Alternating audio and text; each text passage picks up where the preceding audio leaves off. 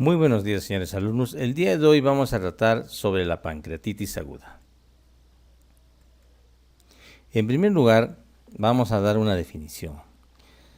Es pues un proceso inflamatorio agudo que ocurre en el páncreas. Ustedes saben que el sufijo itis alude a un proceso inflamatorio. En este caso estamos hablando en pancreatitis, es el proceso inflamatorio en esta glándula. ¿Por qué se produce? Pues por la activación intracelular de las enzimas pancreáticas. Como consecuencia de esto, se produce la autodigestión de la glándula, y no solamente la glándula pancreática, sino también puede verse afectado los tejidos vecinos, incluso órganos y sistemas distantes. Como ustedes comprenderán, quiere decir que este proceso tiene una gravedad variable, que oscila desde los procesos leves, localizados, hasta puede llegar a producir una falla multiorgánica, porque este proceso inflamatorio se ha transformado en una respuesta inflamatoria sistémica. Vamos a hablar un poco sobre la fisiopatología de la pancreatitis. Normalmente esta glándula, como produce enzimas, ya hemos visto, se protege de la autodigestión por diversos mecanismos. Es así, por ejemplo, que puede sintetizar las enzimas no en su forma activa, sino en una forma de proenzimas, o sea, formas inactivas. Tal es el caso del tripsinógeno, por ejemplo, y la proelastasa, que son formas inactivas de la tripsina y de la elastasa, respectivamente. También otro proceso que tiene el páncreas para protegerse es que aquellas enzimas que se guardan en forma activa las tiene encerradas en gránulos de zimógeno. Por ejemplo, la amilasa. Aquí tienen ustedes, ¿no?, los gránulos de zimógeno. Y también el páncreas tiene potentes inhibidores de las enzimas, como ser la mesotripsina, antiproteasas como la alfa-1 antitripsina y la alfa-2 macroglobulina. Entonces, estos tres sistemas protegen a la glándula de la autodigestión. Muy bien, se esboza cómo sería que se inicia este proceso. Inicialmente tiene que haber la activación intracelular del tripsinógeno. Esto conlleva a un proceso inflamatorio dentro del páncreas y, dependiendo de la gravedad del proceso, esta inflamación se puede trasladar a órganos vecinos o distantes, una inflamación extrapancreática. Muy bien, tenemos aquí, por ejemplo, una célula acinar del páncreas, ¿no? Se produciría un insulto, ¿no? Vamos a hablar en la etiología posteriormente, un aflujo de calcio, ¿no? Y aquí ustedes ven que se produciría por este insulto una fusión de los lisosomas con el zimógeno, ¿no? Los lisosomas con el zimógeno. Entonces, como consecuencia de ello, se liberan las hidrolasas que están dentro del lisosoma, por ejemplo, la catepsina B.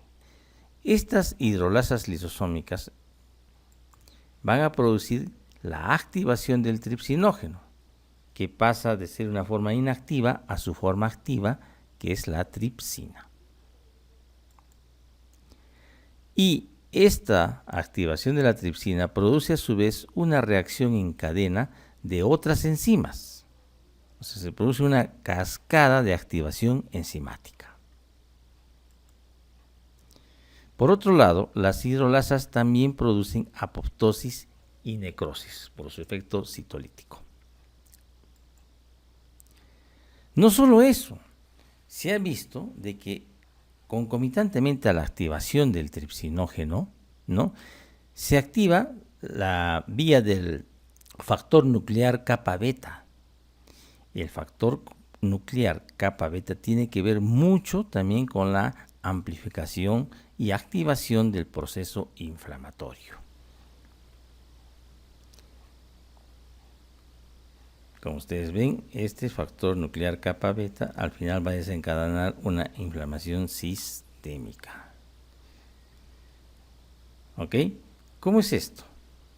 Pues este factor nuclear kappa beta se activa por, digamos, una recepción de patrones moleculares asociados, puede ser a patógenos o endógenos, que son los DAMs, ¿no? Los DAMs. Entonces, como ha habido una destrucción celular inicial por la activación del tripsinógeno, se liberan, por ejemplo, proteínas, ¿no?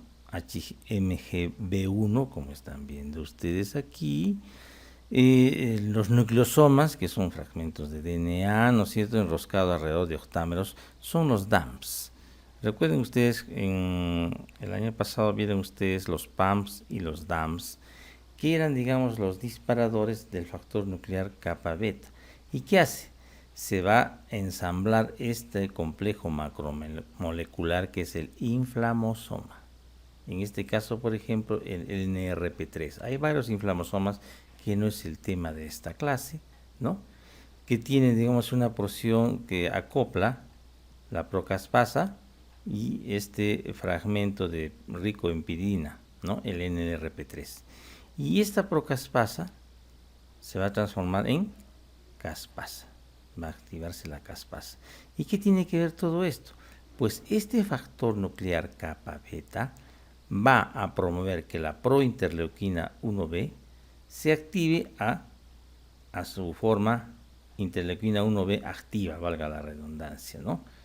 Y también la interleuquina 18. Entonces, el factor nuclear kappa beta contribuye a que se active la interleuquina 1 beta y la interleuquina 18. Y por otro lado, se va concomitantemente el inflamosoma en LRP3, ¿no? Va a contribuir a la activación de la caspasa. ¿Qué consecuencia tiene esto? Que la caspasa también promueve la apoptosis. Entonces, miren ustedes, aquí tenemos una doble vía, ¿no? Simultánea se postula la activación del tripsinógeno y la activación del factor nuclear kappa beta. Consecuencia, hay destrucción celular y se dispara la inflamación que puede llegar a ser sistémica. Aquí un poco más de detalle cómo es que se activa el inflamasoma LRP3, ¿no? Habría una estimulación del receptor también de la colecistoquinina. Ustedes saben que la colecistoquinina es una hormona que activa la secreción pancreática, ¿no es cierto? Pues bien, ya hemos visto que se produce la activación del tripsinógeno a tripsina, ¿no es cierto? La activación del tripsinógeno a tripsina. Y también que se activa el factor nuclear kappa beta, ¿no? Son las dos vías que ocurren simultáneamente. Y este factor nuclear kappa beta, miren ustedes, lleva a la activación también del inflamosoma, ¿no es cierto? El inflamosoma y la autodigestión, ¿no es cierto?, de la célula libera a DAMs. ¿Qué cosas son los DAMs? Pues fragmentos de DNA y la proteína que hemos mencionado anteriormente, ¿no?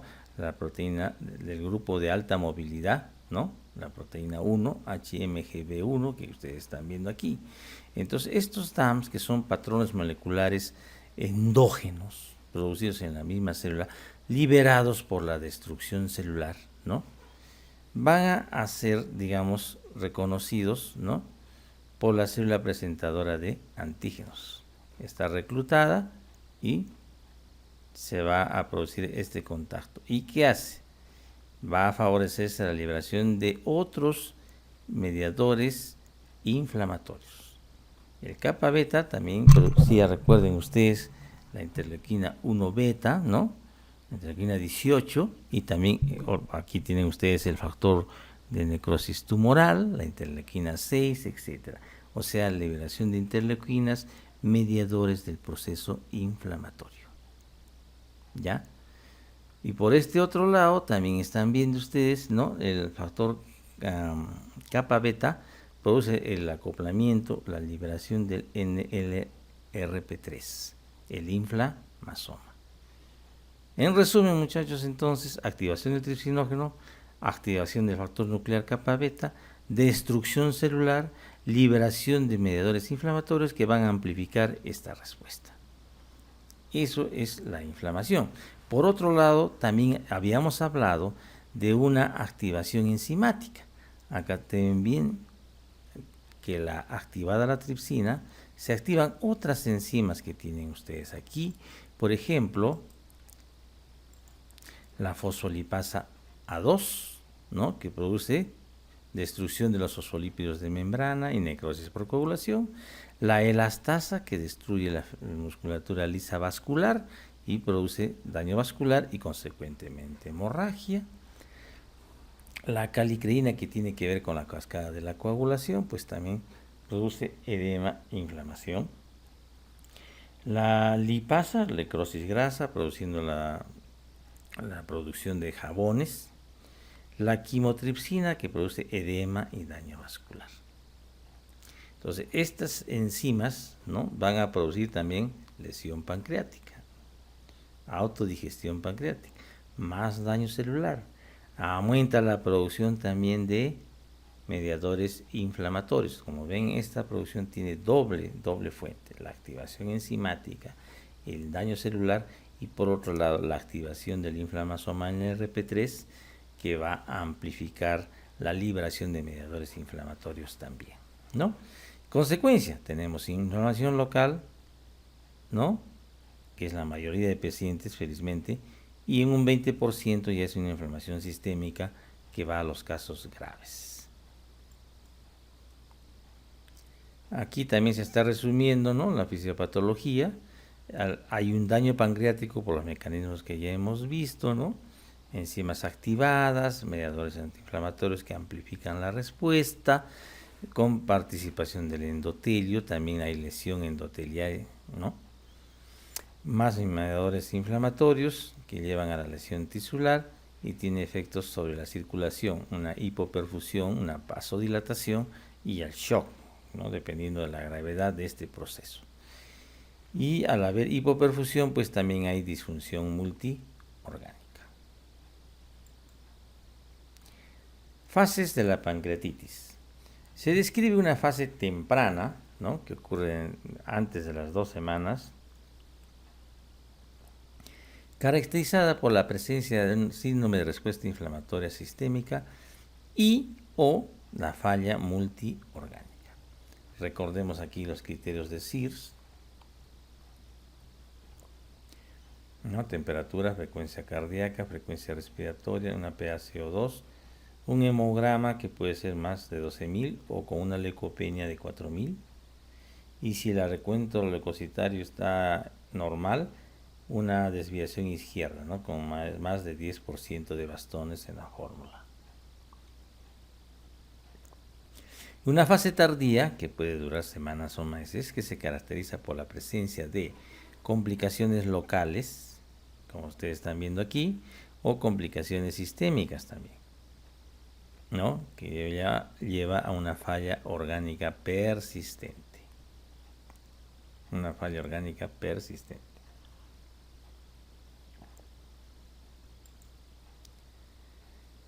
Este es sobre lo mismo, ¿no?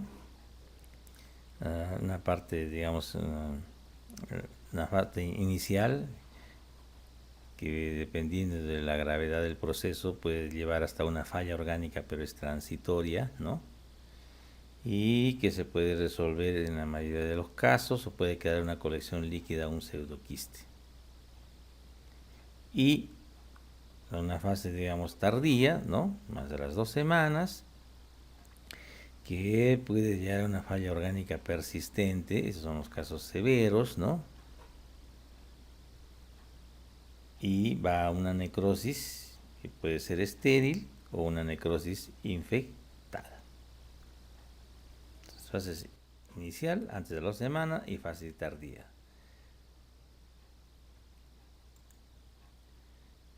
Hablemos algo sobre la epidemiología.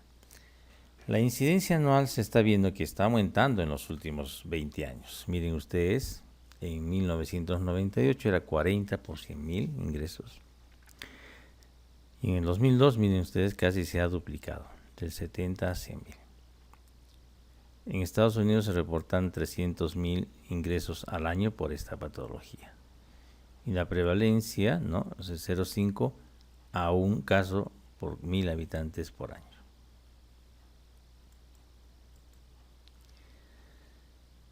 Otros datos epidemiológicos que se ha visto que aumenta con la edad. También puede ser en los niños, ¿no?, hasta la primera década, y se alude a los trastornos hereditarios como sea la dislipemia, la pancreatitis crónica hereditaria. También puede haber ciertas infecciones como parotiditis o trauma abdominal, lógicamente. Respecto al sexo, ligeramente predominante en varones, miren ustedes, 1.5 respecto a las mujeres. Haciendo una estratificación por el sexo, se ve que en varones mayormente predomina la etiología alcohólica y son pacientes jóvenes, de edad de 30 a 45 años. En mujeres se describe mayormente por litiasis biliar y son edad un poquito mayor. Una edad promedio ocurre a los 50 o 70 años.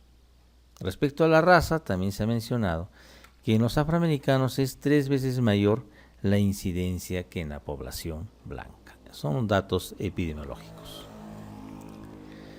Aquí les vamos a mostrar lo que es la medicina en evidencia, ¿no? Son varios niveles, como ustedes están viendo aquí, y hace, digamos, a los estudios que se hacen, ¿no? Los estudios que se hacen a nivel clínico. El nivel 1 es el nivel más alto, ¿no? Son los metaanálisis a partir de estudios homogéneos, los experimentos, digamos, aleatorizados, controlados, doble ciego, están en este lugar, y así sucesivamente van bajando, ¿no?, como ustedes pueden apreciar. El nivel más bajo es opiniones de autoridades respetadas, informes de comité de expertos y recomendaciones basadas en experiencia clínica no cuantificada, ¿no?, o no adecuadamente controlada.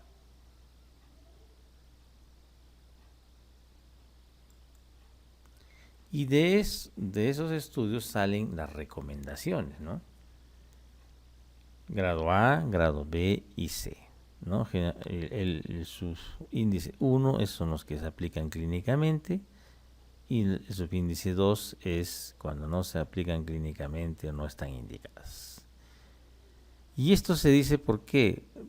Porque actualmente está, digamos, en uso las famosas guías clínicas. Estas guías clínicas se basan en recomendaciones, ¿no? No llegan a ser protocolos, pero son recomendaciones al actuar frente a determinada patología. ¿Y en qué se basan? En los niveles de evidencia que hemos visto. Y entonces aquí vamos a hablar sobre etiología. Entonces la última guía dice que debe determinarse en la pancreatitis aguda por lo menos en el 80% de los casos, ¿ya? Por lo tanto, no más del 20% debe quedar sin etiología determinada o idiopática. ¿Y qué se concluye? Que las principales etiologías son la litiasis biliar y el alcohol, ¿no? Con estos porcentajes que están viendo ustedes, que en suma son 70-80%. Acá tienen una miscelánea de etiología, como ustedes están viendo. También otro grupo es la metabólica, ¿no?, la hipercalcemia, la hiperlipemia. Y nos quedamos, ¿no?, puede ser hasta 20%, pero en promedio es de 10 a 15% en que no se llega a determinar la etiología. Pero sí que se ha visto el factor de riesgo, edad, como hemos visto ya con el sexo, vamos a decir, ¿no? Y también se describe el polimorfismo genético, la obesidad, diabetes mellitus tipo 2 y cirrosis. Son factores, digamos, que promueven a que desencadenen una pancreatitis.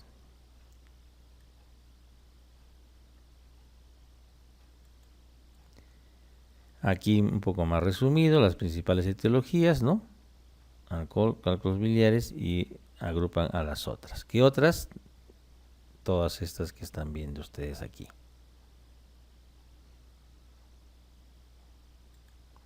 Entonces vamos a hablar un poquito más sobre las dos etiologías principales.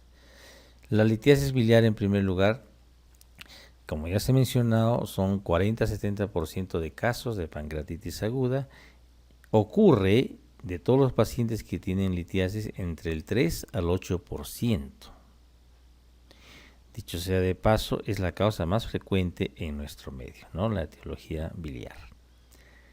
Y hemos hablado también que la mayor incidencia son pues en mujeres, sobre todo de 50 a 70 años, y principalmente aquellas que tienen cálculos con diámetro pequeño, menos de 5 milímetros o microlitiasis. ¿Y por qué? Se alude que habría una obstrucción transitoria de la ampolla de Vater, o sea, por una migración de estos cálculos. No es que se quede el cálculo impactado, ¿no? ¿Y cómo se sustenta esta teoría? Porque después de un episodio de pancreatitis aguda se ha hecho un tamizado de las heces y se ha encontrado cálculos en estos pacientes, en un buen número de pacientes, el 90%. Entonces, para que migre el cálculo por la vía biliar, pues tiene que ser pequeño, ¿no? Si no, se queda pues atascado en el colédoco. Y en estos casos se alude que habría anomalías anatómicas, o sea, un conducto común, que la postuló Opie en el año 1901, ¿no?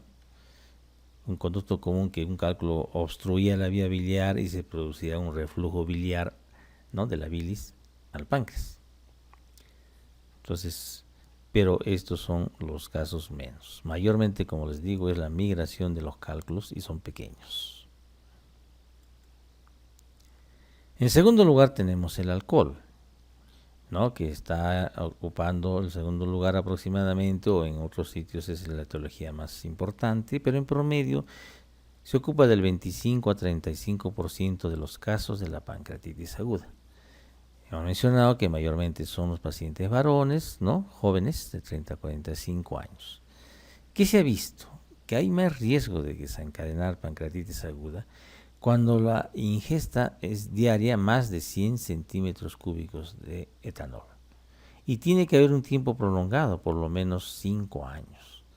Y de todos estos pacientes, solamente el 5 al 10% desarrollan pancreatitis aguda.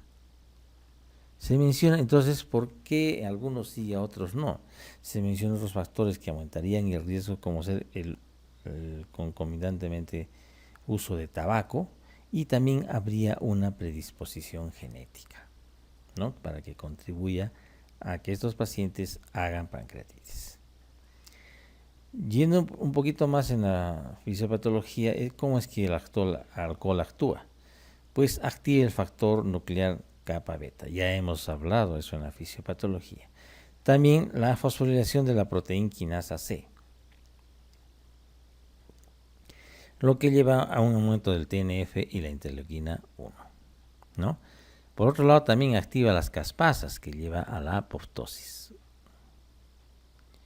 y disminuye la perfusión pancreática, o sea, va a predisponer a que haya una necrosis en el páncreas con su proceso inflamatorio. Además, estimula la secreción tanto en el páncreas, a nivel estómago y duodenal. ¿Por qué? Porque se estimula la colecistoquinina. Y encima se produce el espasmo del esfínter de Entonces ustedes pueden ver, se cierra el esfínter de aumentan las secreciones pancreáticas, se estimula la inflamación y la necrosis del páncreas. Entonces ya está todo el proceso completo para que se desarrolle pues una pancreatitis. También disminuye el umbral de la activación de la tripsina, o sea, más rápido el tripsino, que no va a pasar la tripsina desencadenando la activación enzimática, y también precipita las proteínas en los conductos pancreáticos, o sea, produciría una obstrucción de los conductos pancreáticos.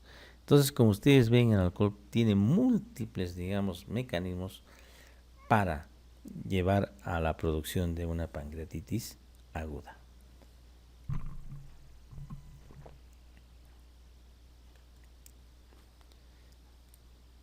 Vamos a hablar sobre el manejo diagnóstico y terapéutico de la pancreatitis aguda.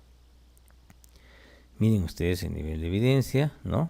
Es alto, con su recomendación consiguiente. Entonces trata de los siguientes puntos, que brevemente los vamos a ir tratando en la clase, ¿no? Habla sobre el diagnóstico, la determinación de la severidad y el pronóstico, qué rol tiene la imagenología, cómo es el manejo inicial, cómo es el manejo de fluidos, ¿no? Qué rol tienen los antibióticos, qué importante es el soporte nutricional, cuál es el rol de la CEPRE, cómo se maneja el tracto biliar, y finalmente, cuál es el rol de la cirugía en la pancreatitis aguda necrotizante. Con todos estos puntos. Pues bien, entonces vamos. El diagnóstico de la pancreatitis aguda debe de hacerse dentro de las 48 primeras horas de admisión. Es una recomendación de primer nivel. Y para esto requiere, ¿no? El diagnóstico requiere dos de los siguientes puntos. Un dolor abdominal característico de la pancreatitis aguda, que ahorita lo vamos a conversar. Valores de amilasa y o lipasa más o igual al 3 veces el valor normal. Y hallazgos imagenológicos característicos de la pancreatitis aguda, ya sea por ultrasonido, TAC o resonancia. Debemos aquí en este punto aclarar que la TAC y o la resonancia deben reservarse en aquellos casos de duda diagnóstica o que no haya mejoría clínica a las 24 o 48 horas de admisión. Estamos hablando de las primeras 48 horas de admisión. ¿Está claro? O sea, no viene un paciente con pancreatitis y ya al ingreso le estamos tomando TAC, resonancia. No. Así está establecido en las guías. Bueno, y la etiología debe terminarse en al menos el 80%. Y para determinar la etiología tenemos siempre nuestra herramienta, que es la historia clínica, ¿no? Entonces hay aspectos clínicos donde se muestra buena anamnesis, los antecedentes personales y familiares. Segundo, tenemos laboratorio, ¿no es cierto? Un laboratorio, básicamente un perfil hepático, perfil lipídico, ¿no? Calcemia. Y si no hay, digamos, con el resto de imágenes, la colelitiasis, por ejemplo, descartar hipertrigliceridemia, ¿no? Descartar hipertrigliceridemia. Si no encontramos litiasis, etcétera, o la historia clínica de abuso de alcohol. Imágenes, la ecografía, ¿no? También tenemos la ultrasonografía y la TAG y la colangioresonancia, ¿no? Pero ya hemos visto que estos tienen su rol después de las 48 horas. Lo que sí podemos tomar de inicio es la ecografía transabdominal de inicio, ¿no?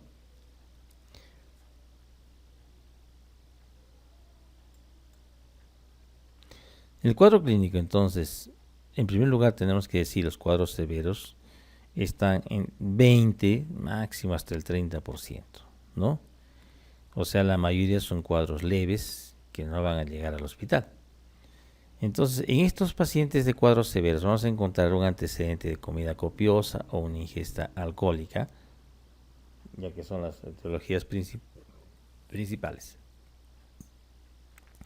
Ya hemos visto que de los bebedores pesados, o sea que aquellos que durante 5 años, por ejemplo, su consumo de alcohol diario es de más de 100 gramos, ¿no? Y que también de estos solamente el 5 al 10% desarrollan pancreatitis, ¿no? Podemos encontrar así con los antecedentes. ¿Y con qué aqueja el paciente? Un dolor epigástrico severo, continuo, persistente, ¿no? Que puede durar más de 24 horas. Que está, el famoso se describe el dolor en cinturón, ¿no? Que está del epigastrio se irradia a la espalda, a la parte inferior del tórax o hacia ambos hipocondrios. Este dolor se describe en el 40-70% de los casos. También se acompaña de náuseas y vómitos. En algunos casos son tan severos que pueden llegar a la deshidratación o al shock, ¿no? Otro dato importante, que estas náuseas y vómitos no alivian el dolor epigástrico. O sea, está con náuseas, vómitos y dolor epigástrico persistente el paciente.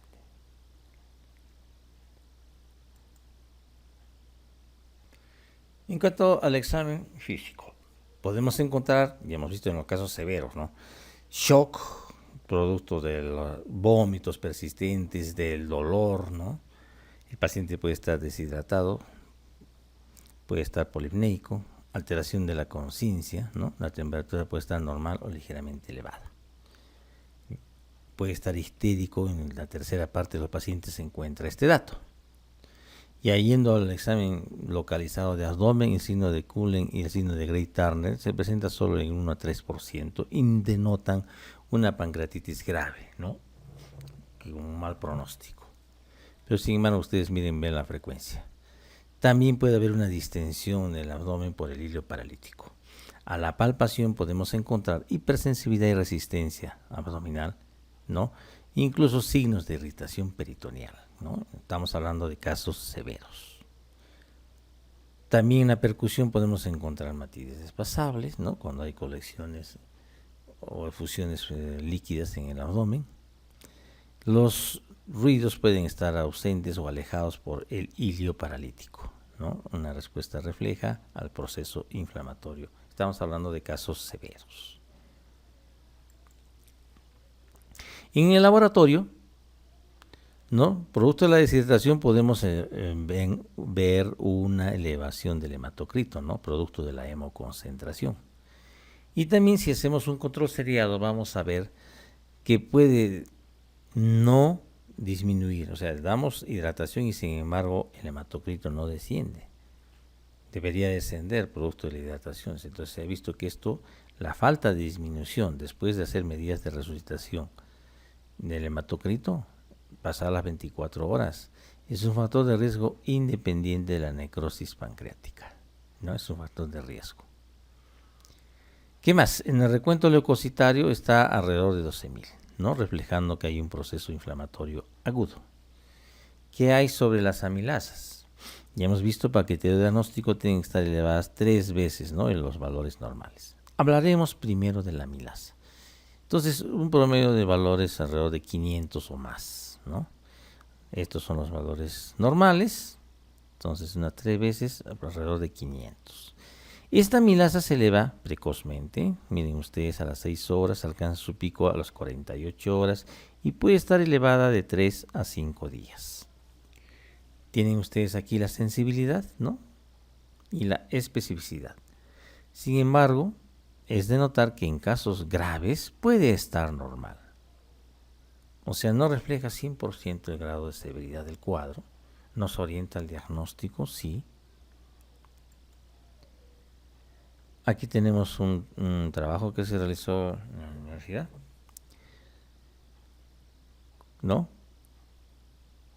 sobre la hemoconcentración. Hemos visto que entonces después de las 24 horas debería disminuir, ¿no es cierto? Y cuando no disminuye, ¿qué valor pronóstico tiene ello? De eso se trata. Es la famosa curva ROC, ¿no?, que contrasta la sensibilidad y la especificidad. ¿Y qué se obtuvo? Miren ustedes, ¿no?, una sensibilidad especial al 72%. 72% con un intervalo de confianza al 95%, ¿no?, dando validez a ese punto que la no disminución del hematocrito después de hidratar al paciente nos da una idea del riesgo de un caso severo, ¿no?, un pronóstico reservado. Muy bien, vamos a la lipasa. Habíamos hablado de la amilasa, ahora hablamos de la lipasa, que también, ¿no?, debe estar elevada alrededor de 3 veces o más sus valores normales, que ustedes los tienen aquí, ¿no? Una sensibilidad, miren ustedes, superior a la amilasa, igualmente a la especificidad. ¿Y qué más? Permanece elevada más tiempo, ¿no? 8 a 14 días. ¿Y por qué tiene mejor sensibilidad y especificidad? Porque miren ustedes, la amilasa se eleva en otros procesos que no son pancreatitis. Ahí tienen ustedes, ¿no? Lógicamente la pancreatitis sí, pero también en otros problemas. En cambio, la lipasa, por ejemplo, no se eleva en la parotiditis, al contrario de lo que sucede en la amilasa, la presencia de tumores, pulmón, por ejemplo, ¿no? La insuficiencia renal, hay un leve incremento, ¿ya? En el embarazo ectópico no lo hay, la macrohemoglobinemia tampoco, ¿no? Entonces, como ustedes ven, es más procesos se eleva la amilasa que no son pancreatitis. Entonces, se saca esta recomendación, como la amilasa, ¿no es cierto?, tiene limitaciones en la sensibilidad, especificidad y lógicamente el valor pronóstico, ¿no?, positivo y negativo. Entonces no se puede utilizar solamente la amilasa para el diagnóstico y se prefiere la lipasa, ¿no?, ya que permanece elevada más tiempo.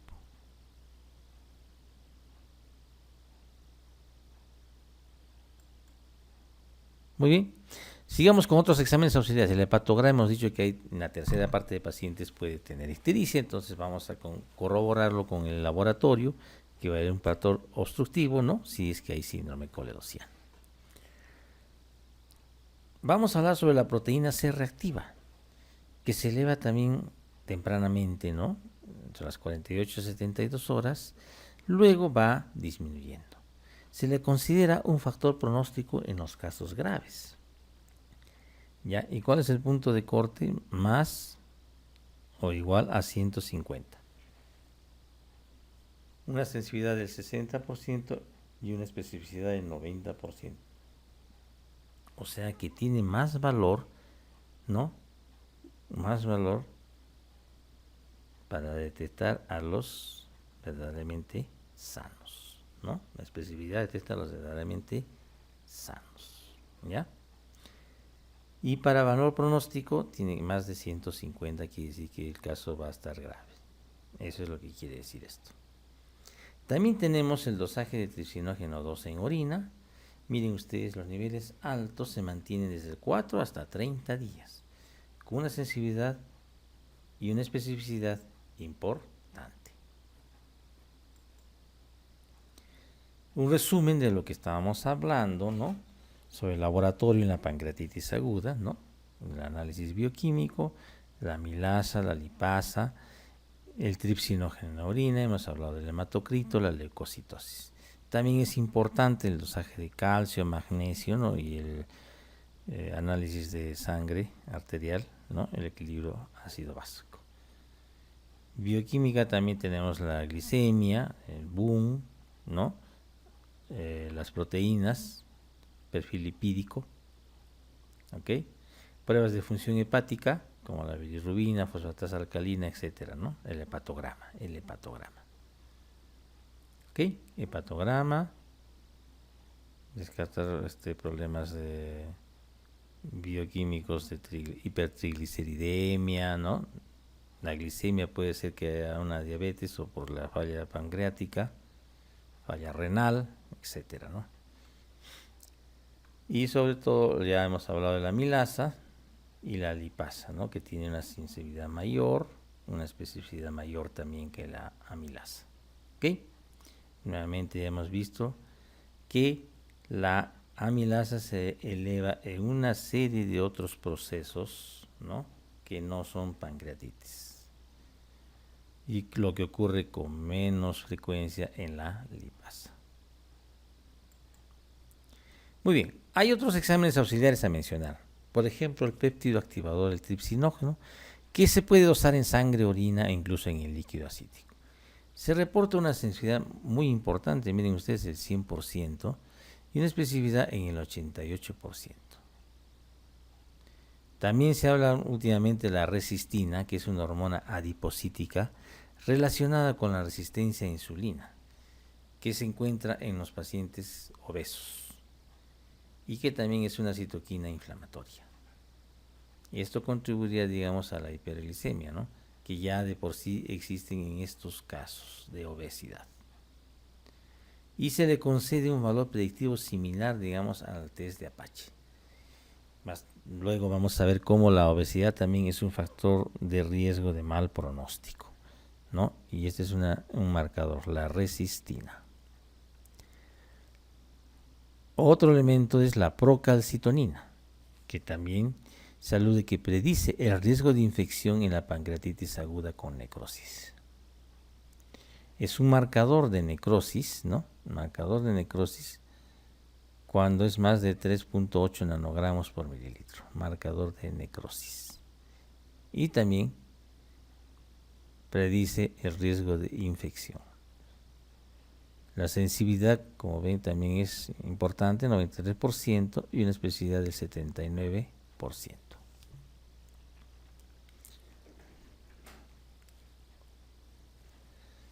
Otro marcador, tenemos las elastasas de los polimorfos nucleares, el dosaje de diversas interleuquinas, fracciones del complemento, ¿no? Incluso el TNF-alfa. Pero estos son costosos y de poca utilidad en la práctica clínica. Sin embargo, se menciona en los estudios. Vamos a hablar ahora sobre la imagenología. Lo más simple, lo que tenemos a la mano, es una radiografía simple de abdomen que nos va a mostrar imagen de ilio paralítico, la imagen del colon, digamos, recortado, producto del ilio paralítico. Una radiografía de tórax también nos puede mostrar el derrame pleural izquierdo, clásicamente descrito.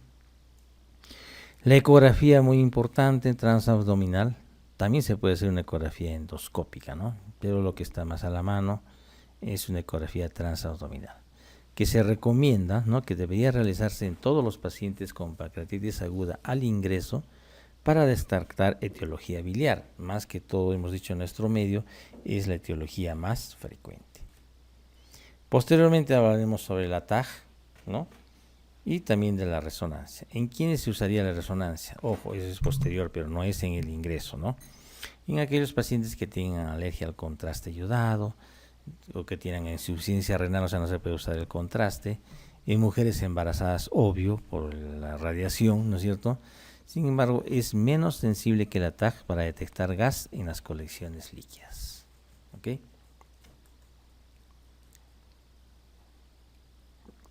Vamos a hablar ahora sobre la TAG. La TAG es un examen importante porque confirma el diagnóstico, descarta otras patologías y provee buena evidencia de la presencia o ausencia de pancreatitis, ¿no? Nos permite también localizar necrosis, colecciones pancreáticas con una buena sensibilidad, ¿no?, en 90%. Pero eso sí, tener en cuenta cuándo debemos tomar nuestra tomografía no es al ingreso. Todas las guías recomiendan, ¿no?, entre las 72 o 96 horas de inicio de los síntomas.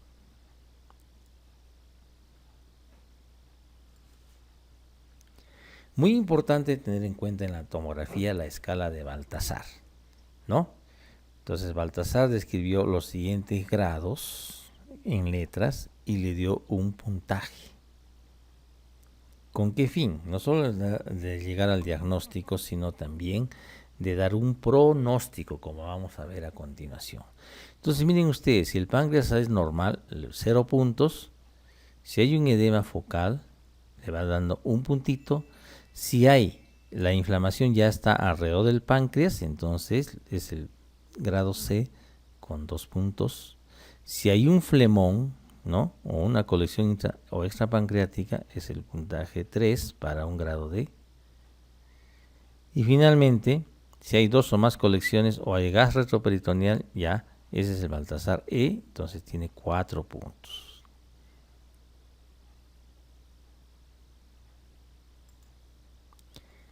Y usando contraste, ¿para qué usamos contraste? Para ver el grado de necrosis. Porque el tejido necrosado no va a captar el contraste y se va a ver negro. Y entonces también graduamos, ¿no? El grado, cuando es B, ¿no es cierto?, el porcentaje de necrosis. 0, porque hay edema nomás, ¿no es cierto? Y en el C, entonces, cuando la necrosis es menos del 30%, te ponemos 2 puntos. Si está la necrosis entre el 30 y 50%, le ponemos 4 puntos. Y si la necrosis es más del 50%, 6. Entonces observen ustedes cómo en la necrosis los puntajes van de 2 en 2, ¿no? En cambio, Cuando no hay contraste, los puntajes van de 1 en 1. ¿Está claro? Por ejemplo, aquí tenemos, miren ustedes, un páncreas que está todo edematoso, pero una necrosis mínima aquí, ¿no? Prácticamente lo podemos considerar, no hay necrosis, entonces es un Baltasar B, porque hay edema. Entonces le corresponde un puntaje 1. Como no hay necrosis, 0. Y se saca este puntaje, ¿ya? Aquí tenemos, por ejemplo, que el edema ya está saliéndose del páncreas. Mira, es un edema peripancreático, acá. ¿Ya? Después hay una necrosis menos del 30%. Esto es necrosis, ¿no? Esto es necrosis también, pero no llega ni al 50%. Entonces tenemos, miren, ¿no? Edema peripancreático, que es un Baltasar C, y tenemos una necrosis menos del 30%, entonces el puntaje es 4, ¿ya?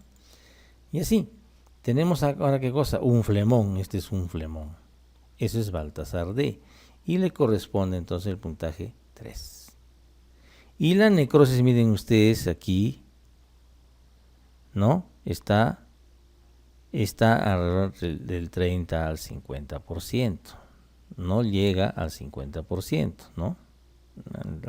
Es más del 30%, entonces por lo tanto 3 más 4 es 7. ¿Ok? Acá hay una colección intrapancreática, miren, hay una colección intrapancreática, ¿no es cierto? Y la necrosis, ¿no? La necrosis también está entre el 30 al 50%, entonces 7. En cambio aquí miren ustedes ya prácticamente no hay páncreas, está completamente necrosado, ¿no? O sea, es una necrosis ya más del 50%, entonces 6, y es un Baltasar E, es el puntaje máximo. ¿Y qué importancia tiene esta aplicación de la escala de Baltasar? Tiene una sensibilidad de 87 y especificidad de 83, como están viendo. ¿Para qué? Para establecer el pronóstico. Se ha visto, mire, cuando los índices van aumentando, la morbimortalidad también va aumentando. Por eso se usa también como un criterio pronóstico.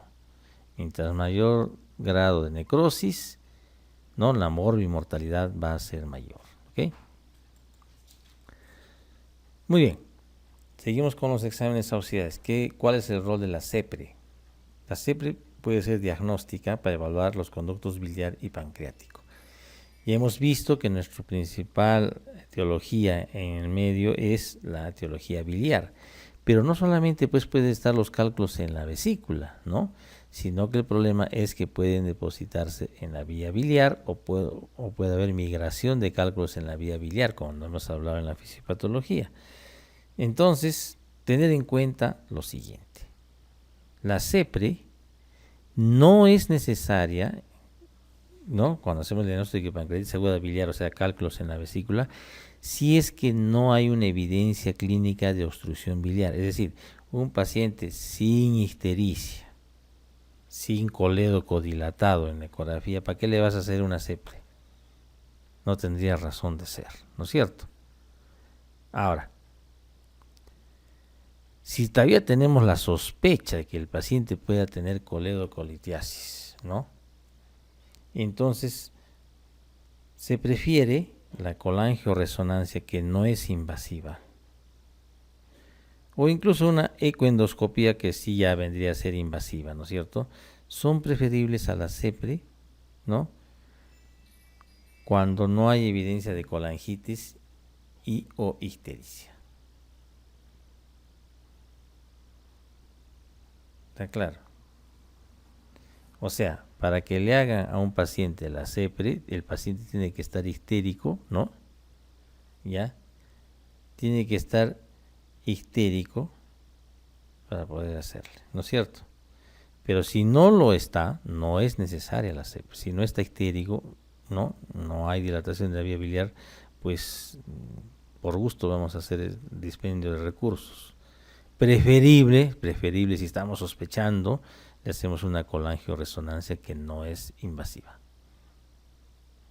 Incluso se menciona puede hacer hasta la ecoendoscopía, pero no la CEPRE, porque la CEPRE ya invade la vía biliar y un riesgo de la CEPRE es la pancreatitis también, hay que tener en cuenta. Esa es la explicación. O sea, si no hay justificación para hacerla, mejor es no hacerla. ¿Está claro? ¿Qué otros cuadros cursan con dolor abdominal más o menos importante que pueden llevar al paciente al shock en algunos casos, ¿no? Comprometerlo al paciente? Una colecistitis aguda, pero incluso diría yo con colangitis, ¿no? Una úlcera perforada, ¿no? Una péptica, una trombosis mesentérica trae al paciente chocado con reacción peritoneal, o una obstrucción intestinal alta también tiene vómitos, distensión en epigastrio, también podría considerarse en el diagnóstico diferencial. Muy bien, ya hemos hablado entonces del punto del diagnóstico de la pancreatitis aguda. El siguiente punto a resolver es la evaluación pronóstica, que debe ser entre las 24 y 48 horas. ¿Y por qué tenemos que hacer esta evaluación pronóstica? Para clasificar a los pacientes, pacientes de bajo riesgo y pacientes de alto riesgo. ¿Y por qué? ¿Para qué? Los pacientes de alto riesgo se recomienda que deben de ingresar a la UCI para decidir cuál es el mejor tratamiento en cada caso, ¿no? Y ya tener un panorama del riesgo de morbi-mortalidad de cada caso para prevenirnos, ¿no es cierto? Si es un caso grave, mandarlo a la UCI y estar atentos porque la morbi-mortalidad es mayor en estos pacientes, por lógica. Y entonces, ¿qué herramientas, qué parámetros tenemos para realizar esta evaluación pronóstica? Podríamos agruparlos en 3 grupos: parámetros clínicos, parámetros imagenológicos y parámetros de laboratorio, que ustedes los tienen sintetizados aquí.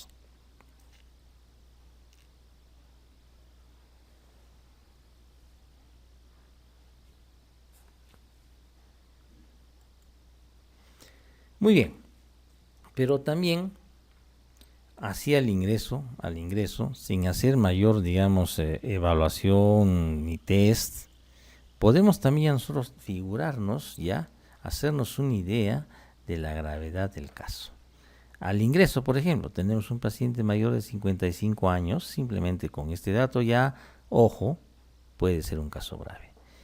Tenemos un paciente obeso, ya hemos hablado también, ¿no?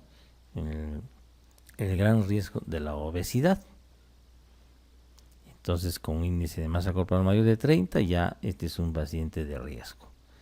Y evidentemente, si el paciente viene en falla orgánica, insuficiencia respiratoria, insuficiencia renal, en shock o criterios de SIRS, pues esto ya decimos que es un cuadro severo y, ojo, la morbi-mortalidad pues es un riesgo importante. Y si el paciente ya está hospitalizado, ¿no es cierto?, evidenciamos necrosis pancreática, ¿con qué? Con la tomografía, ¿no es cierto? Con la tomografía, y hemos visto que se toma después de las 72 horas, ¿no es cierto? Y hay una falla orgánica que persiste, entonces así, miren ustedes, sin hacer ningún test, ya estamos diciendo que este es un caso grave. ¿Ok? Hablaremos ahora sobre los criterios clínicos. El famoso test de Ranson, con una sensibilidad que ustedes la tienen acá, ¿no? Alrededor del 70-80%, y una especificidad un poquito de entre 68 a 77.5. ¿Cuándo se considera una pancreatitis grave? Cuando hay más o igual de a 3 criterios. Se estratifica, ¿no?, para los que tienen que entrar en detalle, a los pacientes sin colelitiasis y los pacientes con colelitiasis. Observen ustedes que los criterios para cuando es colelitiasis son un poco más altos, ¿no?, en general. Y acá tienen ustedes una versión un poco más simplificada del test de Ranson. Observen que el único criterio clínico es la edad, de más de 55. Después son datos de laboratorio, ¿no?, leucocitosis, glicemia, ¿no? TGO y LDH, ¿no? Lo dejo para que revisen estos datos. Aquí una mnemotecnia que les podemos decir. Comenzamos con 10, que es la caída de hematocrito, ¿no? La mitad de 10 es 5, la elevación del boom. Seguimos bajando de 2 en 2, ¿no? Después del 10 bajamos al 8, el calcio menos de 8. La mitad de 8 es 4, el déficit de base, ¿no? Es como una mnemotecnia. Estábamos en 8, bajamos a 6, ¿no? Que es el secuestro de volumen más de 6 litros. Y al 6 le ponemos un cerito, el PO2 menos de 60. Tienen ustedes los criterios a las 48 horas y los criterios al ingreso. Pues bien, ¿y qué se ha visto? Hemos dicho que el criterio grave es 3 o más criterios, ¿no? Y se ha visto que, por ejemplo, cuando los criterios positivos de Ransom son 1 o 2, miren ustedes la mortalidad. Y se va incrementando a medida que tenemos más criterios positivos. Por otro lado tenemos el famoso score de Apache, que tiene una sensibilidad y una especificidad mayor que la de Ransom, es cierto, ¿no? Y se considera una pancreatitis aguda severa cuando hay 8 o más criterios positivos.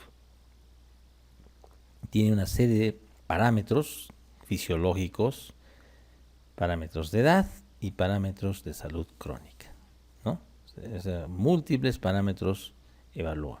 Y luego se suma, el score final sale de los puntos de estos 3 criterios fisiológicos, ¿no?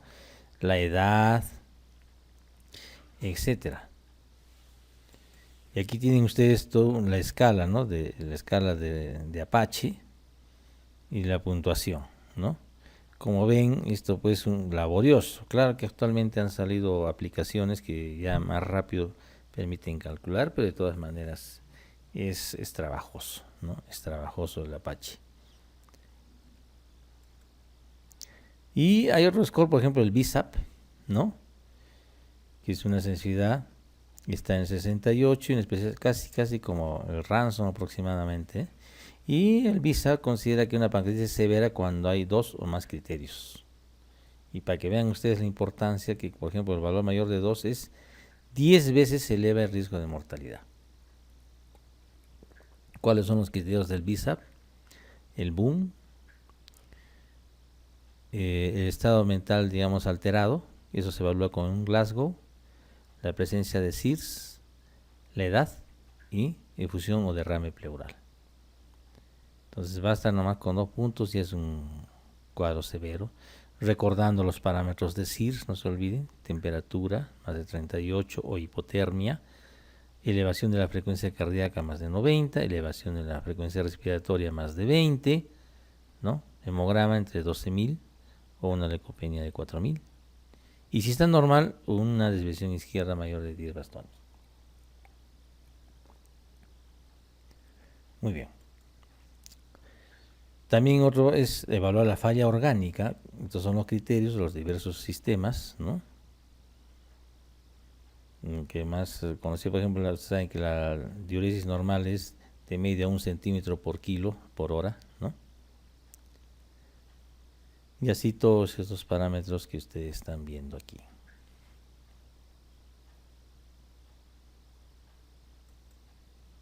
Y también, ¿no? Evaluando la falla orgánica, se puede obtener un pronóstico. Entonces, no hay falla orgánica, pues 0 mortalidad. Un órgano está fallando, 3%.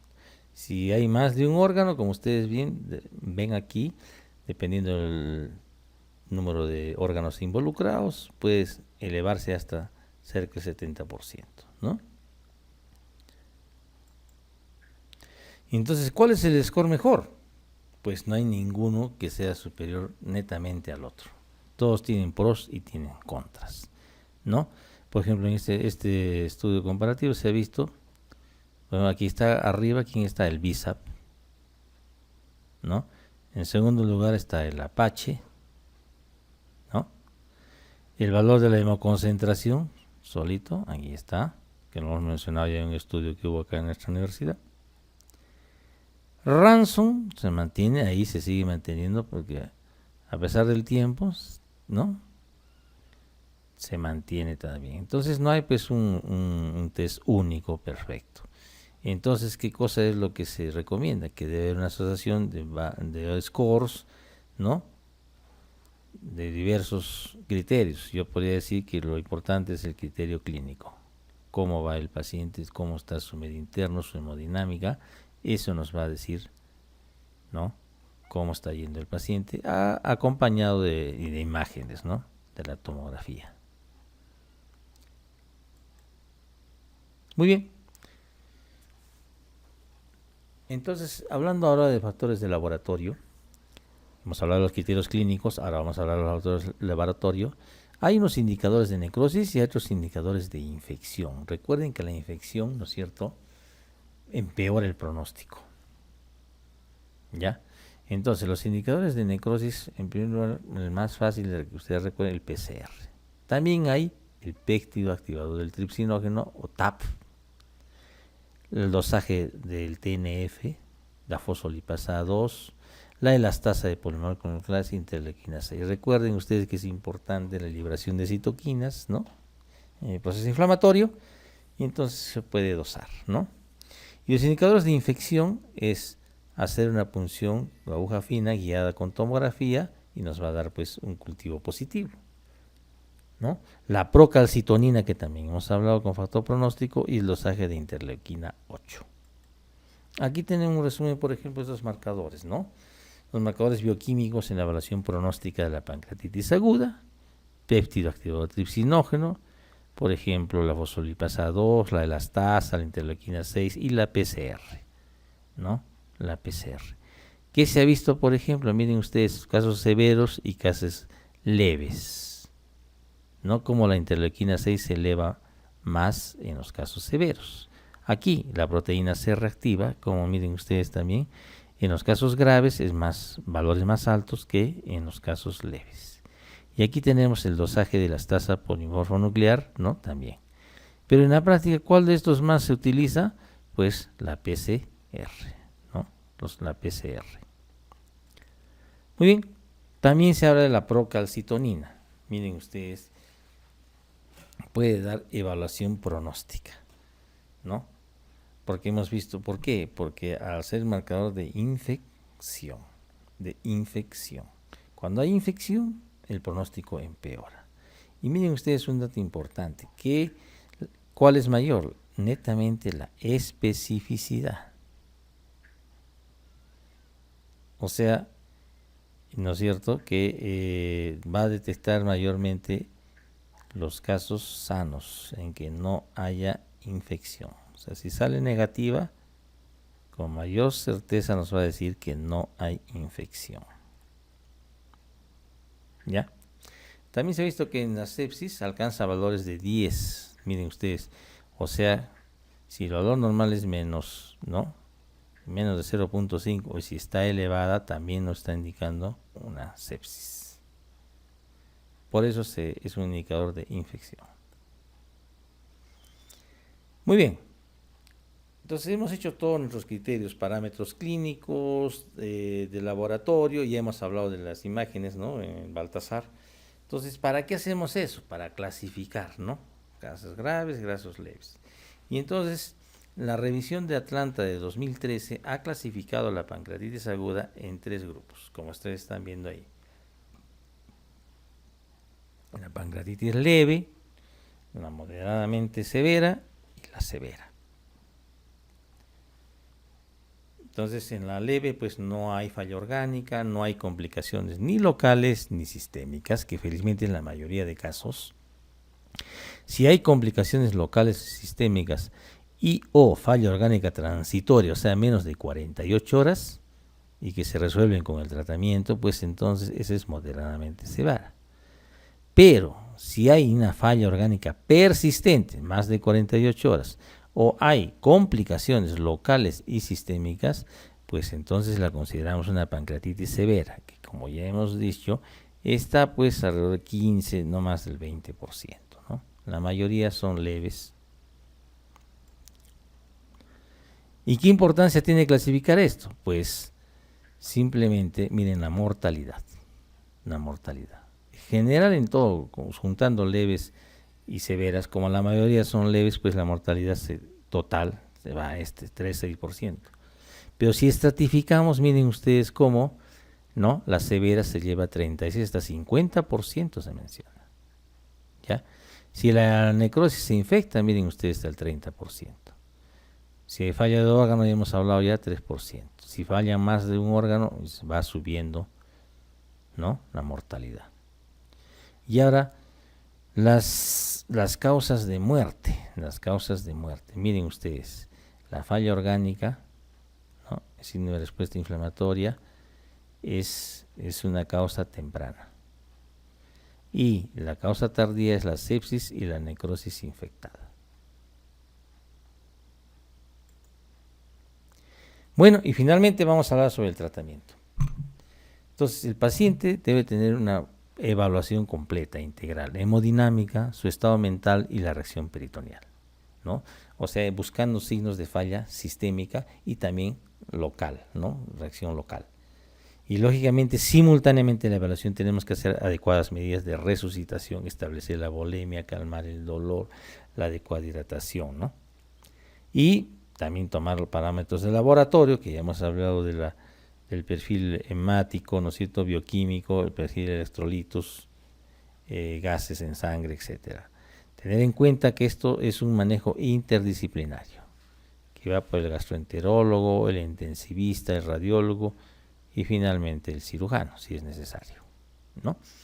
Lo que sí todos están de acuerdo, que si es una pancreatitis aguda, severa, que es en el 20% de casos, ya estamos hablando del manejo interdisciplinario, y básicamente el paciente debe estar en una unidad de cuidados intensivos para un adecuado monitoreo cardiovascular, respiratorio, urinario, ¿no? Muy bien. Si estamos diciendo que un problema es la hipovolemia, pues entonces tenemos que restablecer la volemia, ¿no es cierto? ¿Qué más? Tener en cuenta la hipoxemia que debemos de tratar. Ustedes saben, la hipoperfusión, ¿no? El shock, entonces trae trastornos renales, neurológicos, ¿no es cierto? Entonces hay que prevenir la hipoxemia. Y dar una adecuada resucitación de líquidos. Se menciona que debe haber una agresiva hidratación inicialmente con una solución salina cristaloide, ¿no? Suero fisiológico. ¿Cuánto? 250 a 500 centímetros por hora. Saquen ustedes la cuenta. 250 en una hora, en 10 horas, ¿cuántos son? 2 litros y medio. En 20 horas, 5 litros, ¿no? 5 litros. Es en promedio, así en forma práctica, 5 o 6 litros, ¿no? Más o menos el promedio que se postula, en promedio. Ojo, tener cuidado con los pacientes renales y cardíacos, ¿no? No vamos a caer un edema agudo de pulmón, ¿no? Entonces tenemos en cuenta los parámetros de funcionamiento renal o el estado cardíaco del paciente para no sobrecargarlo de volumen, ¿ya? ¿Cuándo se usarían los coloides? En caso de hematocrito menor del 25, ¿ya? Se menciona que puede dar albúmina humana ante una hipovoluminemia menor de 2 gramos por decilitro. Pero en tanto llega al laboratorio, nosotros comenzamos con solución salina isotónica. ¿Qué es sobre la nutrición enteral? Primero, preferible la nutrición parenteral, excepto en aquellos casos que no tengamos disponible la vía enteral, o el paciente no la tolere o no cubre los requerimientos católicos. Pero en general, en la mayoría de casos, se prefiere la nutrición enteral. ¿Por qué? Previene la traslocación bacteriana, ¿no?, del intestino al páncreas, previene las infecciones. ¿Por qué? Porque no hay atrofia de la mucosa intestinal. También se ha visto que disminuye la necesidad de intervenciones quirúrgicas. O sea, el estado nutricional es muy importante. No debemos descuidarlo. No solamente en este cuadro, en todas las intervenciones, digamos, o pacientes operados, muy importante el estado nutricional. Se ha visto con consecuencias, si el paciente va más rápido mejor, disminuye la estancia hospitalaria y también en UCI. Ahora, yendo un poco más a los detalles, ¿sonda nasogástrica o sonda nasoyeyunal? No todos los centros hospitalarios constan con sonda nasoyeyunal, y se ha visto que la eficacia y la seguridad son comparables, ¿ya? Ambos preservan el trofismo de la mucosa intestinal, no se atrofia, porque está funcionando, se pone en funcionamiento el intestino. Lo que sí, más bien, la sonda nasoyeyunal disminuye el estímulo de la secreción pancreática. Y como estamos en un cuadro de pancreatitis, esta sería una ventaja de la nasoyeyunal sobre la nasogástrica. O sea, si está disponible, preferir la sonda nasoyeyunal. Pero en la práctica las ventajas no hay mayores, fuera de esa, ¿no? Muy bien, ¿qué hay sobre los antibióticos? ¿La profilaxis antibiótica se debe o no? Los estudios recomiendan que no se debe usar como profilaxis, ¿ya? No se recomienda como profilaxis, porque no previene la infección de necrosis pancreática. O sea, des o no un paciente con pancreatitis que todavía no tiene necrosis, no va a haber diferencia si le has dado o no antes, ¿ya? Eso es lo que quiere decir. Entonces, ¿cuándo debemos dar antibióticos? Cuando vamos a dar antibiótico-terapia, no profilaxis. ¿Cuáles son las indicaciones? Cuando hay una necrosis infectada o infecciones extrapancreáticas. Por ejemplo, el paciente puede estar en la UCI y puede dar neumonía. Está con sonda vesical, una infección del tracto urinario. O hay un problema de colangitis, sepsis, etcétera. Entonces, problemas que ya no están en el páncreas, ¿no? Entonces, así tenemos que hacer tratamiento antibiótico, ¿ya? ¿Y en quiénes vamos a sospechar? En paciente séptico, que tiene falla orgánica, o que no mejora después de los 7 o 10 días de hospitalización. Sigue el paciente, ¿no?, con fiebre, tendencia al shock, y estamos, pese a todas las medidas de reanimación, el paciente no mejora. Si tenemos una evidencia, por ejemplo, de cultivo positivo, ¿no?, una punción aspiración con hoja fina guiada con TAG en el páncreas y nos viene positivo, o acá miren ustedes la secreción toda purulenta que sale de la punción del páncreas, pues ya ni hablar, hay una evidencia de infección, ¿no? Si no tenemos, digamos, una punción con cultivo, podemos usar empíricamente antibióticos ante el paciente séptico. ¿Y qué antibióticos tenemos que penetran la necrosis pancreática? Los carbapenems, ¿no?, imipenem, ertapenem, etcétera, las quinolonas, y finalmente el metronidazol también ayuda contra los anaerobios. Muy bien, ya hemos hablado antes de la CEPRE como diagnóstica, pero hablaremos ahora de la CEPRE como terapéutica, ¿no? La CEPRE como terapéutica, que permite hacer una esfinterotomía, extrae los cálculos y disminuye la mortalidad de las complicaciones comparada en los casos que no se hace esfinterotomía. Entonces, eso es lo que se hace, esfinterotomía, extracción de cálculos. ¿Cuándo se indica? En pacientes con pancreatitis aguda severa, que tengan colangitis, ¿no? Eso puede ser de urgencia. Y en pacientes de riesgo, para hacerles una colecistectomía. Entonces esto nos va a aliviar, digamos, una fuente de un paciente que está con colangitis y que no pueda ser operado porque el paciente está en muy malas condiciones. Nos va a hacer bastante provecho extraer el cálculo por una CEPRE, ¿ya? Si no hay colangitis, esta CEPRE se puede hacer en forma electiva, ¿ya? ¿Por qué? Porque ya les he dicho, una potencial complicación de la CEPRE es pancreatitis aguda.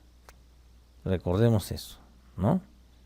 Entonces, hay que evaluar bien las indicaciones. Y hemos dejado para el último justamente el tratamiento quirúrgico. ¿Cuándo vamos a operar una pancreatitis aguda? Como ustedes han visto, de base es el tratamiento médico.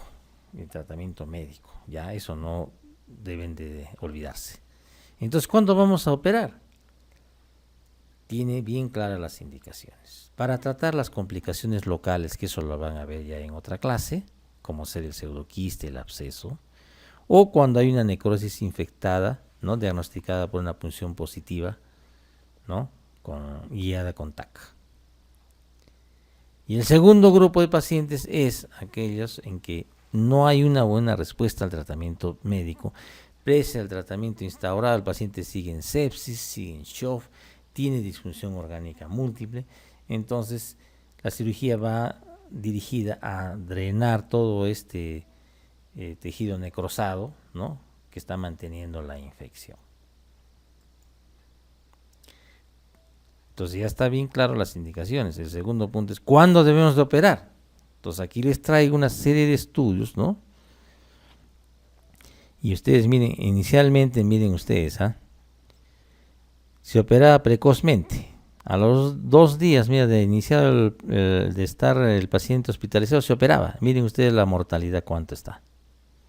Entonces, posteriormente se ha visto que si esperamos, si demoramos, miren ustedes cómo va bajando la mortalidad, ¿no?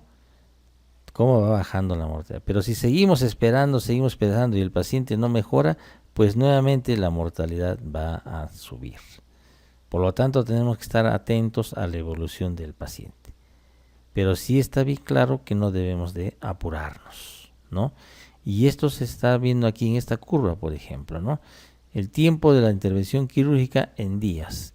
Entonces, ¿qué pasa? Si operamos rapidito, pues la mortalidad está elevada. Si nos esperamos a que se localice la necrosis, ¿no es cierto?, para hacer una mejor operación, va a bajar la mortalidad, ¿no? Muy bien, entonces, conclusión, la cirugía temprana empeora el pronóstico, aumenta la mortalidad, ¿no?, y aumenta el número de operaciones. Ahora, en los pacientes estables que tienen necrosis infectada, ¿no es cierto?, entonces se puede hacer drenaje quirúrgico, radiológico y endoscópico, por lo menos esperar unas 4 semanas. ¿Por qué? Porque se disminuye la inflamación retroperitoneal, está más demarcado, mejor demarcado el tejido necrótico, entonces permite retirarlo más fácilmente, ¿no? Está más organizado, si ustedes quieren. De todas maneras, ya, entonces tenemos que esperar un promedio de 30 días a que se localice la necrosis. Pero entonces, o sea, recuerden ustedes que todo esto son guías, orientaciones, no son parámetros absolutos. O sea que la pancreatitis nunca se debe operar rapidito. Hay ciertos casos en que sí hay que operar de urgencia. Por ejemplo, cuando se hace un síndrome compartamental como complicación de la pancreatitis aguda. ¿Qué es esto? Producto de la inflamación severa en el abdomen, entonces el edema, ¿no?, aumenta la presión intraabdominal. Y esto, cuando pasa de 20, es un síndrome compartamental. ¿Qué problema tiene? Disminuye el retorno venoso, el paciente cae en shock porque está comprimida la vena cava inferior. Disminuye la perfusión renal, hay insuficiencia renal por este aumento de la presión dentro del abdomen. Y por último también puede haber disminución de la perfusión intestinal y puede aumentar la necrosis ya no solo en el páncreas sino en el intestino. Entonces, en ese caso hay que descomprimir el abdomen con una cirugía de urgencia. Otro caso es, producto, digamos, de la lisis de tejidos por el proceso inflamatorio y enzimático, puede perforarse el intestino.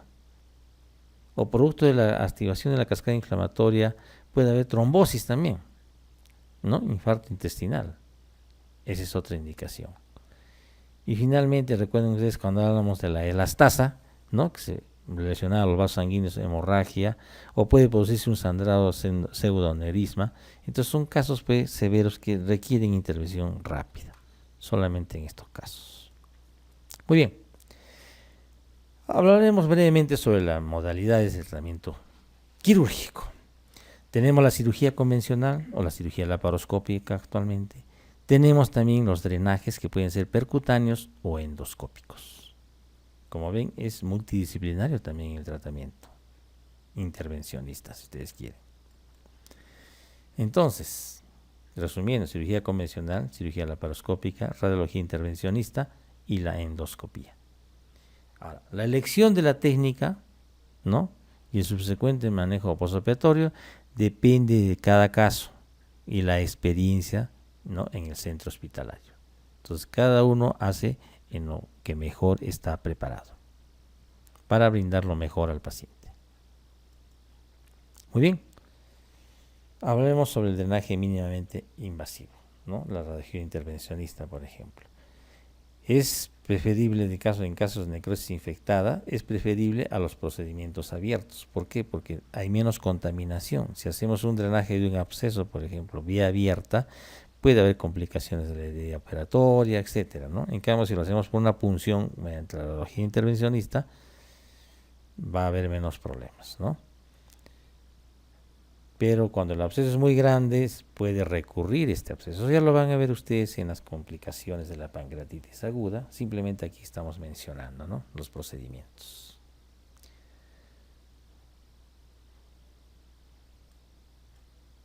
Muy bien. ¿Qué hacemos con la pancreatitis aguda biliar? O sea, aquellas en las que se ha encontrado litiasis, ¿no? Litiasis. Y en algunos casos puede haber también coledocolitiasis, ¿no? Entonces, si es un caso leve de pancreatitis, se recomienda que la colestectomía se pueda hacer entre 2 a 4 semanas. Es decir, antes de que el paciente sea dado de alta, pues ya sale operado. En casos leves, que como ustedes ven, la mayoría son, ¿no?, el 80%. Ahora, si el cuadro es severo, entonces hay que esperar que el cuadro haya remitido, el cuadro de la pancreatitis aguda, el paciente se encuentre estable y entonces podemos hacer una colecistectomía. ¿Por qué? Porque si el paciente ha hecho su pancreatitis y tiene cálculos en la vesícula y se va de alta, existe el riesgo de que haya una pancreatitis recurrente con muchas posibilidades de que este segundo cuadro sea más grave al anterior. Entonces tenemos que estar atentos a este problema.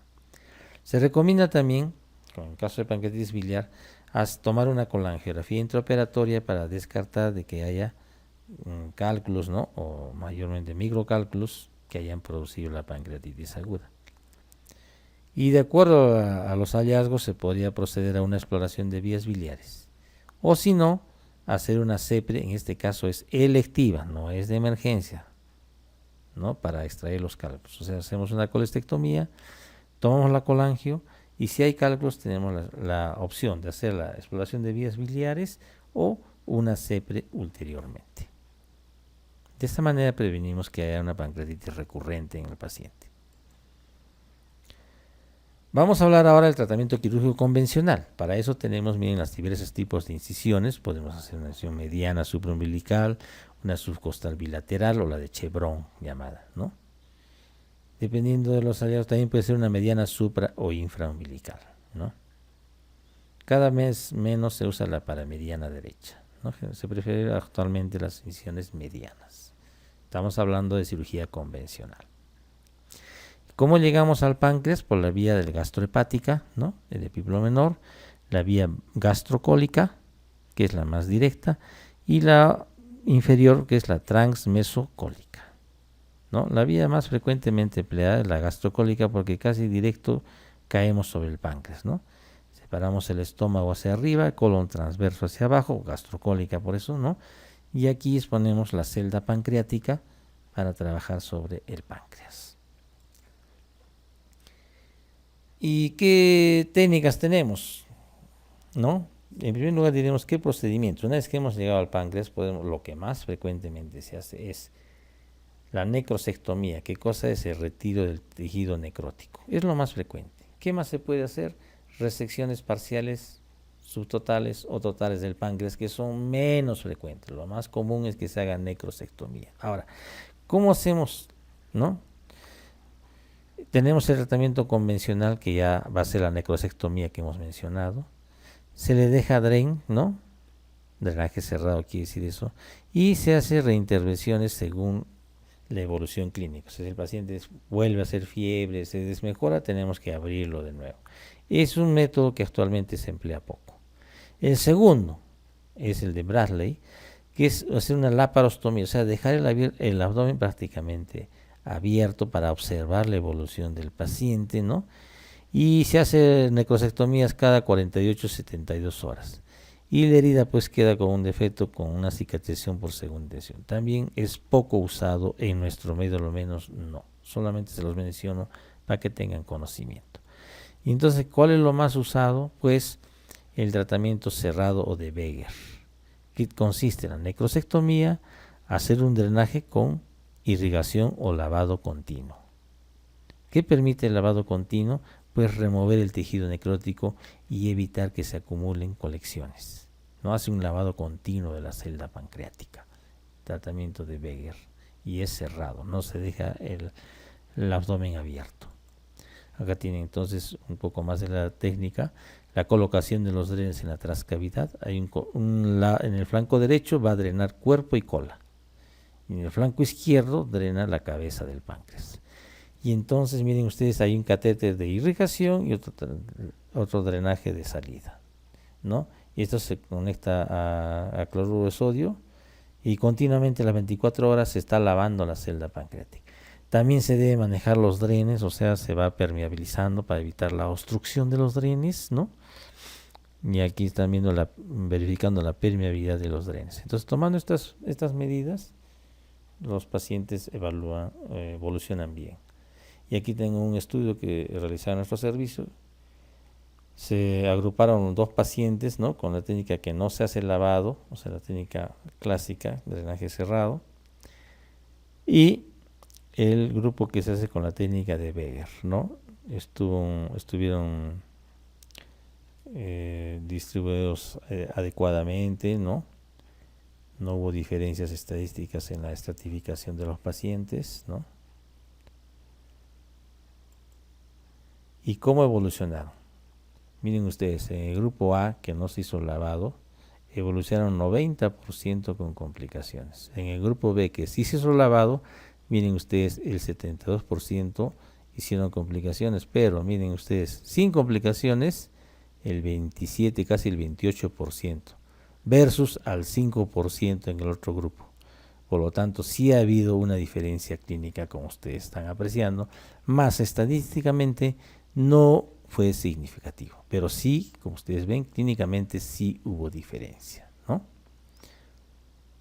Muy bien, esto sería todo y muchas gracias por su atención.